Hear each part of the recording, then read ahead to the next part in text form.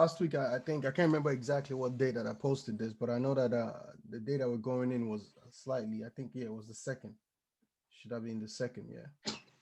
So initially, what we noticed on the second, let me just, you know, what we open noticed on the second was the market started going down. Let me just put the EMA only. No, I don't actually want to lose what I analyzed right here. So what we noticed on the second was this. Let me take this off for a second. All right. Yeah, so what we noticed was on the second, price kept dropping. So price opened somewhere around here. Price opened here. Price then further dropped to this point. Then, kind of like kicking everyone out and then going back up. Hold on, guys. I'm gonna have to mute you. If you have a question, just please raise your hands up and the stuff, or drop a comment in the chat room, and I'll get in touch with you. Much easier that way, so we don't clash into each other.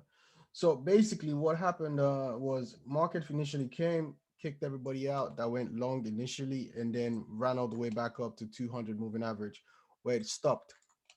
So I mean, I think I went into the trade somewhere around here. I can't remember specific. I think here, and then was able to take about 80 some pips off the table when price hit the 200 moving average. I mean, for the people that have been with me for a while, you already know that I use three EMAs, which is the 20, 50, and the 200 EMA. So it's quite straightforward when you see a 200 EMA standing right there, or 50 or 20. You should know that you should expect some resistance, and obviously seeing them stack almost on top of one another shows that there's mainly going to be a rejection somewhere.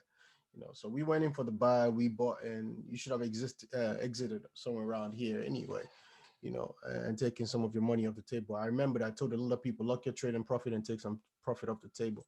But if we look at this continuously on a bigger time frame, which is the 1 hour time frame, we can see prices now moving towards the 200 200 EMA. And what I said last week, I can't remember exactly when I said it, but last week I'm telling you guys that I'm looking for strength in the euro asset. So if we quickly check the seasonality chart for euro and see what's popping with euro, we can tell that euro is most likely going to have an up move very soon. It might not happen with the euro USD pair, it might happen with any other euro pair, but it's bound to happen sometime soon. And the main reason I said that is this. So around here, the second, if we look at it, there's a buy to the third, and then from the third, we see that pullback all the way to the sixth. And if we look at what's happening right here on the daily, so you can see on the second, price went up as expected. Then from the third, price started going down, and we expect that going down to last to the sixth, right? And sixth was yesterday, which was a Saturday, so most likely that's not going to happen. But from just looking at this logically, you can see the 200 moving average is somewhere right here, so that's gonna sound like a kind of a magnet. It's like a magnet every time. When price moves away from a moving average, it kind of comes close back to the moving average, hit it before continuing what it wants to do.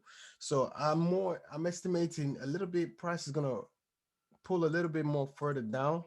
I mean, the date I want to go into this ideally should be the final date should be the 13th to go for the long. And then from that 13th, that long, we should be okay up until the 18th. Then we should see a downturn, and then the final move to go in euro would be 29th of this month. But with what I'm seeing that's going to happen currently, today is the 7th. um, so from the 7th, if we look at right here on the 7th, so tomorrow is 8th. I might have to mute you guys for a second. Let me just mute that. I'm just gonna pop this low. If you have a question, please just drop that in the chat room. It's much easier that way. So on the 8th, which is tomorrow, we can see from the euro USD price kind of going to drop maybe a little bit down a little bit, and then probably go up, and then does a final kickback to the 13th. Now on that 13th, I'm expecting price to get to at least the 200 moving average right here. So there's most likely going to be a retracement going back up, and then a further bottoming out of euro, and then ideally my entry will be around the 200 moving average, maybe slightly below it, maybe just give it like 50 pips below it. But from the 200 moving average, euro is ripe to go further long. Okay, so that that practically sums it for up for the last week's trade and why I had the entry on the second and why I didn't really post much about it. Uh, so far, is there any questions regarding that? If you don't understand anything, feel free to ask the question. You can ask your question now, drop it into the chat box. If you don't understand this, okay? Because today I'm gonna look at something slightly different. So if you have any questions, I'm just gonna give like about 10 seconds to just type it up, or you can unmute yourself and ask your question before I move to the next part of it.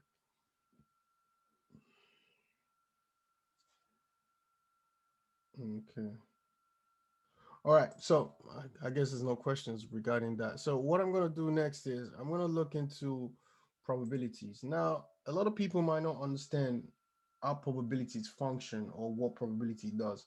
Now, the people that have access to the membership, you're going to see this tool right here. It's very powerful. So it shows you the exact dates and what you're expecting to happen in the market. So probability itself consists of what's happened in the market over time. So let's say, for example, the period of 10 years or 20 years or 30 or maybe 40 years, we've seen or recorded that price tends to go up based on based around a certain date more. So for example, now let's say March. If I trade every 1st of March or every first date in March that I'm able to trade, I have a 57% chance of winning if I just buy. You understand? Compared to if I was selling. All right. So what happens over time is when you look at that throughout the year, you find dates like this 73%, 80%, that price tends to move in your favor. So if you're like, for the next 10 years now, I'm only gonna trade one single day of the week, and the day that I'm choosing of that week, let's say, is on the 12th of April, for example, you're guaranteed to win at least 8 out of 10 times if you're buying if you're buying at that specific date. But what I've noticed over time is a lot of people tend to just use this tool itself to say, you know what, because I see 57% chance on this day, I'm going to, I'm gonna win. So if I go on that day, I have a higher chance of winning, so I'm going to trade based on that. What will happen over time is what then happens if price then decides to go down? You're going to lose on that day. It's guaranteed loss. So we don't use the probability tool by itself, but it's a confirmation tool. So in Forex, let me just pull out notes. In Forex, a lot of people, there's a lot of things you have to understand. There is your entry indicator, uh, confirmation,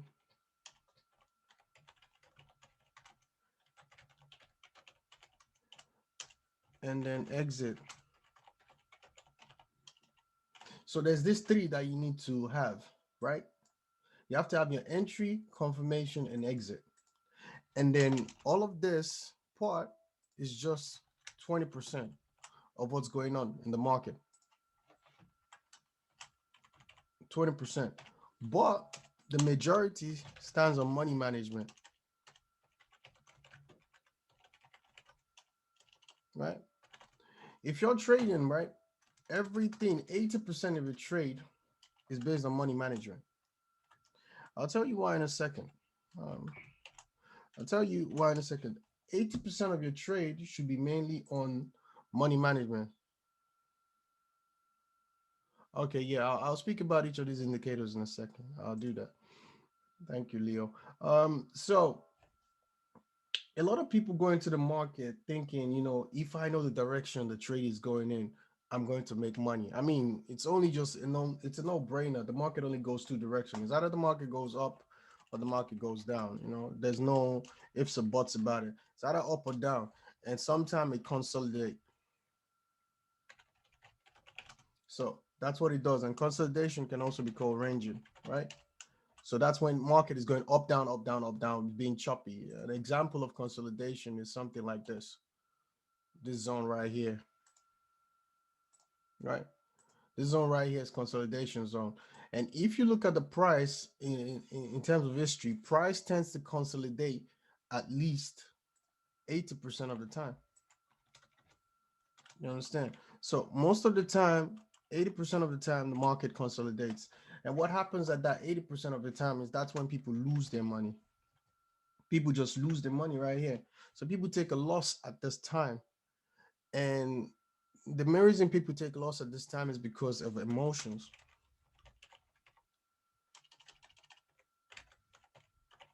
It's because of strictly emotion. Your loss is linked to emotions, and emotions makes you make illogical decision, which means your money management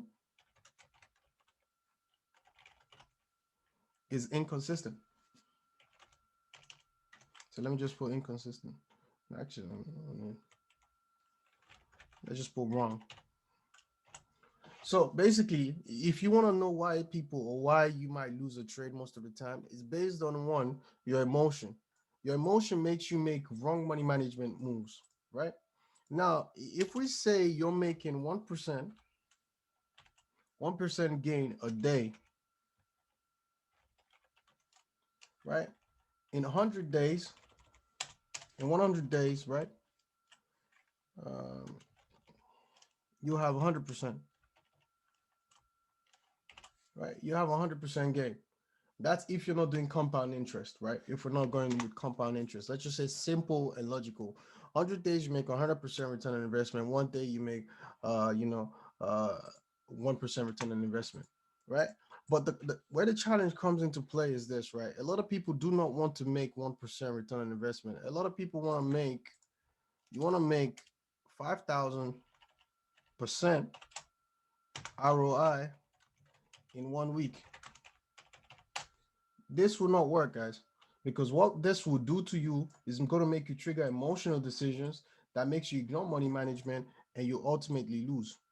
And guess what? This consolidation market, which rage market, is designed to play with your emotion. Now, let me give you an example. If we look at this chart right now, right?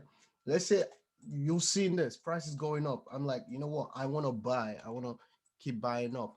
What happens is this price went up. Let's say you went your entry was right here, right? Price went up. You were happy. You didn't take out your profit. Came back down. You're like, okay, what's going on? Up, down, up, down, up, down. And if you keep looking at the charts, what will happen is you're gonna get stressed out. At one point, you just be totally stressed out, like what's going on? Because your money is linked to the market, so your emotion is tied to your money. That's also another key point.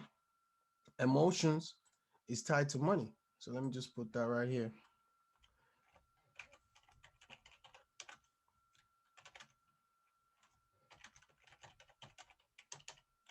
So your emotions is equal to your money.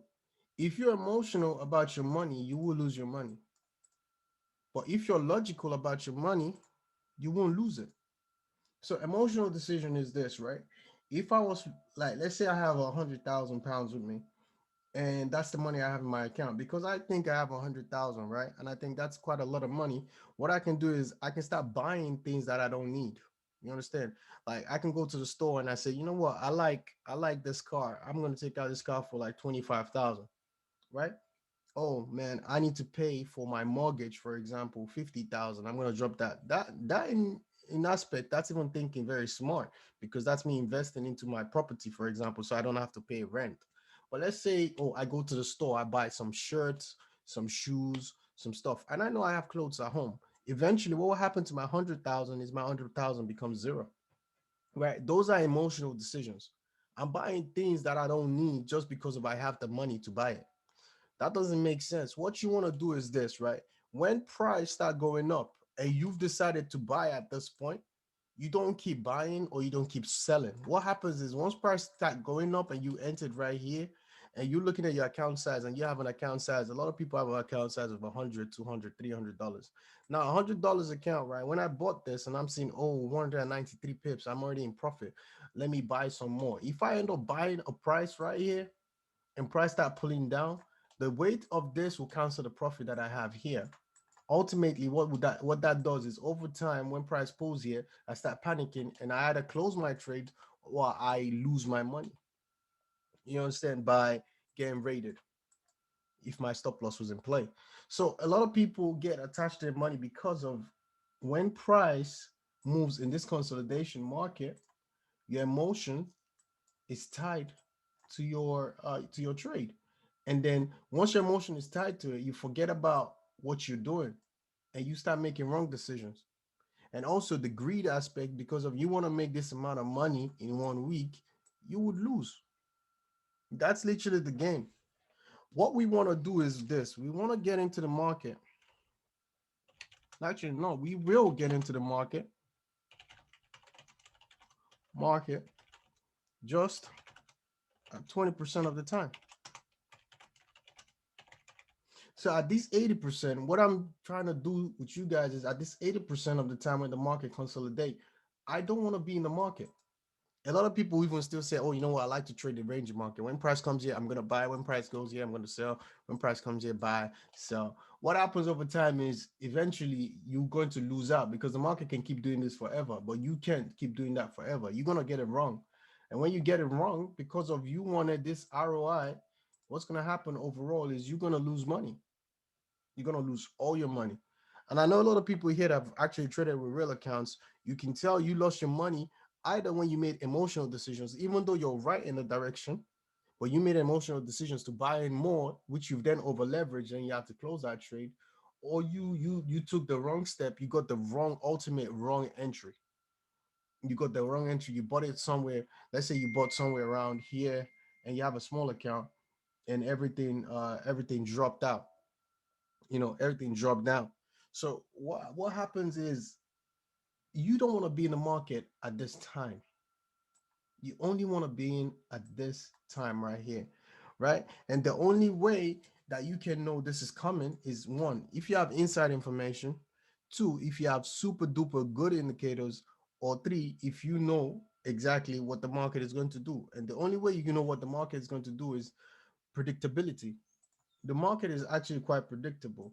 Let me look at an asset for you guys. There's an asset. I'm not really sure exactly which one it is, but I'm gonna try to look for it right now. And the cat, let me check. I think it might be AED cat. Cat does this a lot. Yeah, I'm just gonna quickly run through the cat. Let me see if I can find. I'm not sure if it's this one. Oh, okay. So in days like this, for example, AUD cat, right? On this specific date, we have 90% chance of a win. So if I trade this every single time, I have 9 out of 10 chances that I'm going to win. But on this specific day, I have 100% chance of winning. 100%. So those are simple things that the market offers you. Those are simple gems that the market offer you that you're going to avoid, the old 80% consolidation and even the 20% trend. You tend to avoid that because you already know there's 100% chance that I'm going to win on this day. You understand?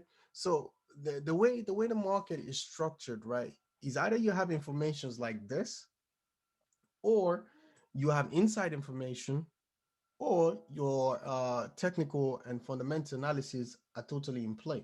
Now, I was saying about trying to avoid, the 80% chance of, that consolidation, that range market.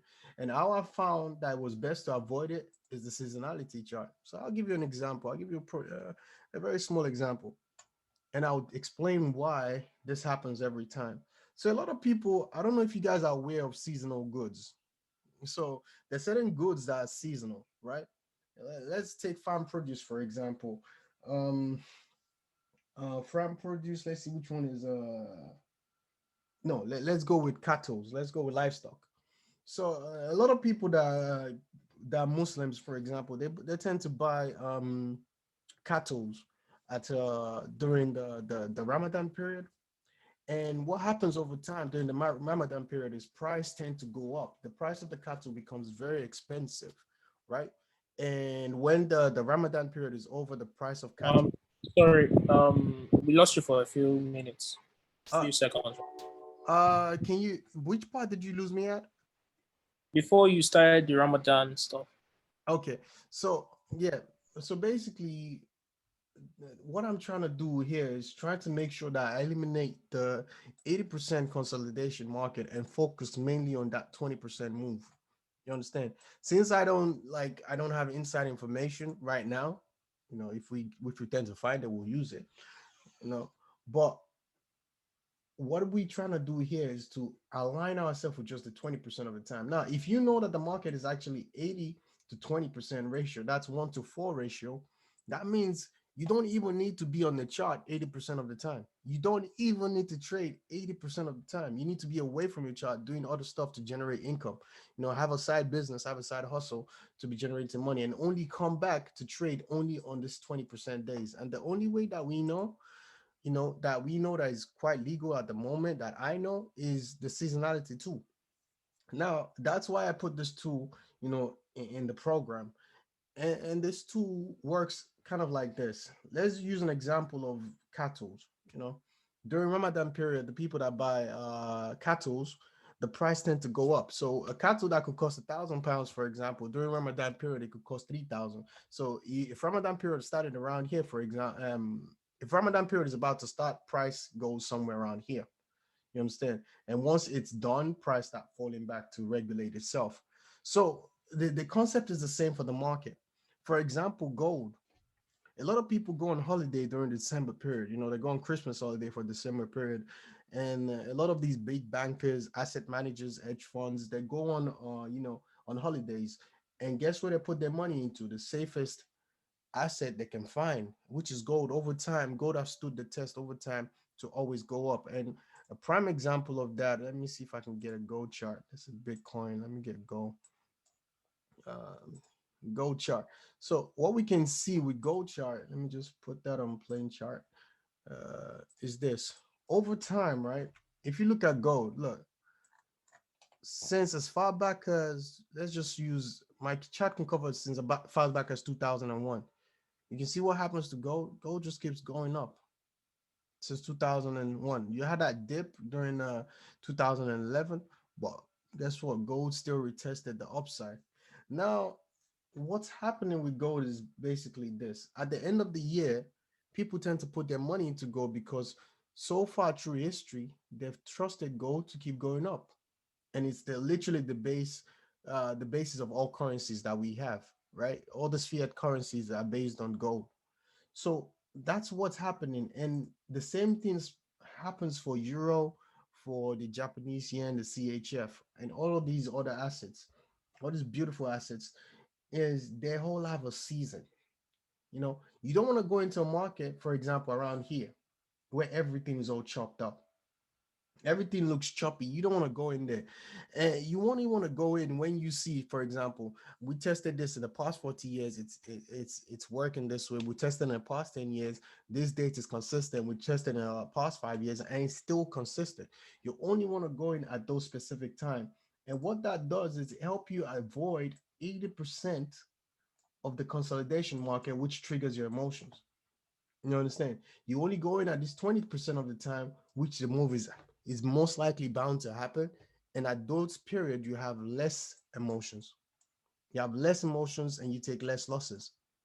Okay, that's basically what the seasonality tool does. And what this probability does for you is to help you confirm, for example, which specific date should I go in. So if I know I'm meant to go in right here on the 22nd, and if I check my probability tool, for example, and then probability tool is telling me on the 22nd it's actually a sell. You understand? It's actually a sell. But on the 20th, on the let me see, on the 23rd, for example, or the 24th, I have a buy. So I'm going to look.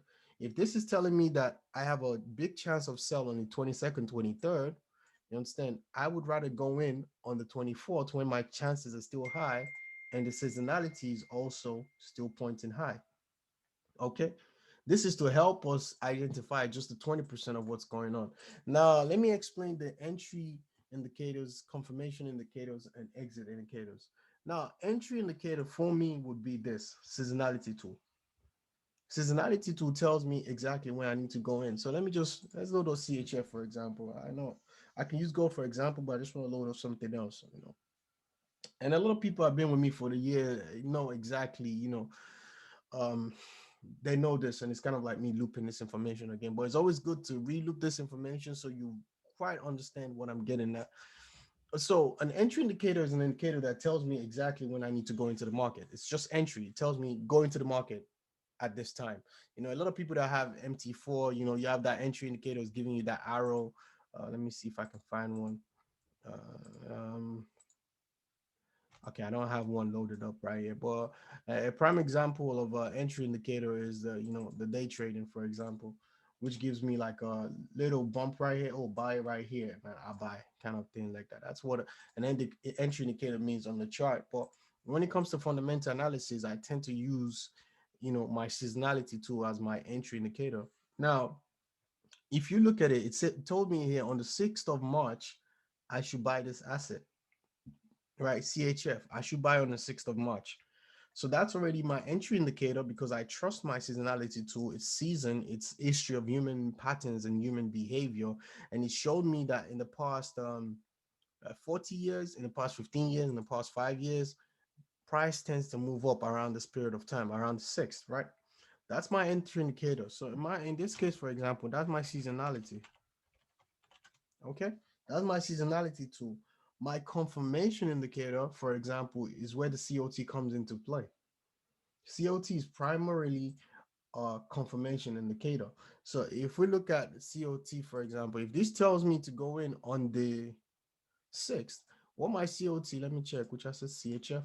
What my COT does is now confirm that for me and shows me is that a buy or is that not a buy. And how do I know? The commercials, these are the big boys, the central banks, the big banks, the big companies. They've done the research for me. I don't even know what type of research that they do. I don't even really care about what research they do, but I know that they're piling their money into the long position and they're taking money away from the short position. So as a confirmation, my COT, uh, I'm just gonna put it right here. COT is my confirmation indicator, confirming that what I've seen on my seasonality, which is the buy here, is true. Did I cut off again? Hey guys, did I cut off? Yeah, yeah, yeah, yeah, yeah, yeah. Oh, okay. All right, let me go back to the seasonality. So my entry indicator is my seasonality tool, which shows me on the 6th I should go in, right? And my COT report is my confirmation indicator. So COT is my confirmation indicator, confirming to me, confirming to me that I should go in uh at that specific date. Apologies, guys. I just got a call come in, so um so basically, my COT report confirms to me, and the way it confirms to me is these commercial people, these are people like the big banks, for example, the central banks, big companies, big hedge funds. They've done their research and they have to tender what they're going to go in, what they're going to put into the market. So, whatever position they're going to take into the market, they have to tender it to the government, especially in the United States, so they do not manipulate the market. And they've tendered that they're buying more and they're taking away position from the short side, which means that the commercials, these big boys that have done their own analysis, and I don't care what they do and I don't care how they do it. It's really not my concern. My main concern is that they're confirming what my seasonality have told me from the season. The season showed me that this asset is meant to go up, and they're also buying around this point. So now I'm like two out of kind of four. I have four process. So I'm like 50% in that this trade is gonna go my way. Like two out of four. Now to further my confirmation indicators, I have two confirmation indicators, right? um Actually not even two confirmation, I have two entry indicators, I have two entries. So in order to further my analysis, which CHF showed me to buy and the COT already showing me to also buy, I want to confirm, is this date really gonna be the best date for me to go in? Sometimes I have trust issues like that because of market have teach me a lot of lesson. So let's say for example I'm trading CHF JPY. Right. Now, what I would do is this. I'll check that date, which is the 6th. I'll confirm it with my probability on CHF JPY and see the 6th, since it's a Saturday, right? The next ideal date for my seasonality would be the 9th, right? Right here before I have it till the 12th. So I'm going to go to my probability tool and I'm going to check the 9th, right? And what I can see is from the 8th, actually, I have that 55%. Now, keep in mind, the 6th was a Saturday. So, which means that, that's not going to happen. But what I can see is on the Monday right here, it's giving me 55%, but on the nights that I'm planning to go in, it gives me 50, 50, 52, 55, 55, 54. So it's telling me that I can actually go in on Monday, Tuesday, Wednesday, Thursday, Friday if I choose. But looking at the seasonality, right? The seasonality is telling me the ninth might be the best chance for me because the past 40 and 15 years, if you look at them, actually it's not only the 15. The 15 years showed a dip at one point, right? Normally, if it didn't show the dip, the 8th will be the day that I go in, but I want everything to be smoothly aligned to give me the best opportunity to win. So I'm gonna wait till the ninth right here to actually buy the CHF JPY. So my second entry indicator is probability. Oh, wow. So my probability is my second entry indicator. It's giving me two entry indicators, not on the chart, but on the fundamental analysis, giving me two entries saying, okay, I've confirmed what I want to do. So the next thing is my exit indicator. And also you can have your entry indicator on the technical aspect as well. I mean, these are all fundamental aspect, but on the technical aspect, you can have entry indicators like this, right? Which is just a PZ day trading. Now, if I look at the CHF JPY, for example, this is one of the assets we've chosen. This is just something I'm looking at randomly. Now, if I'm not mistaken, let me just confirm if that's what I'm looking at. Yeah, that's what I'm looking at. So now from what I can see here, I can see that price has been going down against the CHF. Now, this is one thing that I like to do for myself. I always go to check my seasonality and confirm is price actually been following what the seasonality has shown me. So what I'm seeing here, has it been followed in any way or any form on price, right? And what I can see is, look, CHF started dropping at this point right here on the 17th, right? And then had a second drop on the 26th after the pullback. So I'm going to go here and look at those points, right? Let me check the 17th. Right here on the 17th, it did have a drop, but not the peak that I was expecting. The peak that we're seeing here is not the exact same peak that happened right here. So at this point, there might have not been an alignment. I don't know. I haven't checked that far back. But what I can see, it did respect it. But I wouldn't take that because right here, it's looking like it's dropping, which makes sense. But I wouldn't really accept that 100%. So the next point that I would look at is here, 25th. Right here was the pick of the 25th right here, aligning with that. And it kept dropping and price will drop until the 6th. Now, if I look at price, right, price dropped. I have this thing covering my screen. All right. On the 25th, right here was when the price reached its peak and started retracing back. But the drop started on the 26th up until the 4th and 5th. And what I can see right here is price is kind of slightly following that pattern, even though, these didn't happen and that didn't happen. But what I can see over time is price is actually looking as if it's following it. Obviously, we had that consolidation from this period right here, the 2nd to the 6th right here, right? There's that consolidation. And if we look at, I got to take this out of the way. If we look at right here, the 2nd right here to the 5th right here, you can see the candle of the 2nd right here, that tail.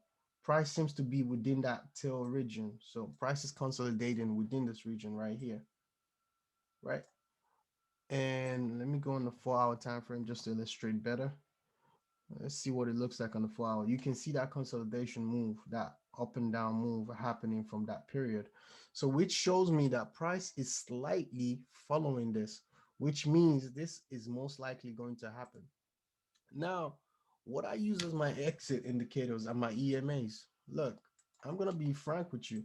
EMAs are literally one of my best exit indicators, right? If I know that I'm buying this asset, let's say I'm buying this asset tomorrow, and I see right here my 20 and my 50 EMA rejecting already. If I buy at this point, I would exit around this point. Simple. I'll exit some of my trade around this point and I'll hold the rest, right? That's what my exit indicator is. Now, my exit indicator is just my EMA. Alternatively, I can use a support and resistance. Now this line, I moved this line out of the way. Let me just, yeah, that's straight now. Alternatively, I can use my support and resistance as my exit indicator, right? So if price tend to hit a support and resistance level, let's say I enter this trade now to buy, and price hits this point, for example, I would exit my trade, some of my trade at this point, and I could hold some more. And if price then further down hits this point of my resistance right here, I would what I would do is I would exit some more of my positions, right? If I have multiple entries, or even if I have one position, I can actually liquidate some of that one position. And that's how I do my trades. I have my entry indicators, which is my seasonality probability, confirmation indicator, which is the COT, and exit indicator, which is the EMA. Now, what happens is this, right? Let me just do this. What happened is this. There's also the entry indicator on the technical side, which could be your PZ day trading and all of that stuff. That's fine. You can use those as an entry on a technical time platform, but on the fundamental platform, I tend to use these sites for my entry, because once I know the date to go into the market, all of this that's going to happen on that day doesn't really matter to me anymore. I could just find the ideal spot that I think price is going to pull back to, and I go in. And there's other tools that I use to do that as well. So in a nutshell, guys, that's literally how I do my analysis and how things are being done. That being said, CHF, JPY, we could try to trade that on Tuesday and see what goes on with that. So we have 1 minute, 30 seconds left. I'm just only going to answer one question if anybody has any one question. Does anyone have a question? Mine is not really a question, but we've not traded gold this year, so I don't know. Is there any move coming up on gold? We can quickly look at gold, for example, and see. I haven't really looked into it. I have to be honest with you, I haven't. So if I look into gold, let's look into gold out together and see what we're expecting. Gold is meant to drop, but I'm not gonna trade gold until somewhere around here. Actually, wait, 28 is gone. So yeah. Now gold is not in the good line to be traded, to be honest. I mean, the only move I can see on gold that's kind of cleared is this date right here. All of Yeah, this. So it's not in alignment. There's no need to force it. yeah, I'll stay away from gold. All right, bro. Thank you. You're welcome, man. Yes, EMAs can be used as an entry indicator as well, Leo. You can use that as an entry as well. On that note, that's basically what we have for today, guys. I hope you enjoyed. I hope you learned one or two things, and I'll speak to you later in the chat. I'll post a replay for you. Don't worry. All right. Take care of yourself, guys, and have a lovely trading week ahead.